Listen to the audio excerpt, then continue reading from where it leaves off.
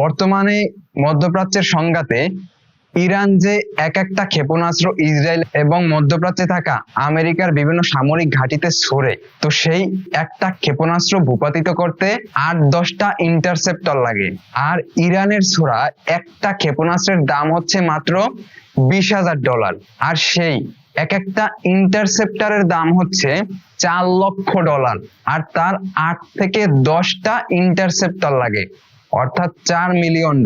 তার মানে দাঁড়ালো যে ইরানের $20,000 একটা সস্তা ক্ষেপণাস্ত্র ভূপাতিত করার জন্য ইসরায়েল আমেরিকার $4 মিলিয়ন খরচ হয়। আর গত কয়েক দশকে এরকম ক্ষেপণাস্ত্রের শহর বানিয়ে রেখেছে ইরান, মাটির নিচে, পানির নিচে।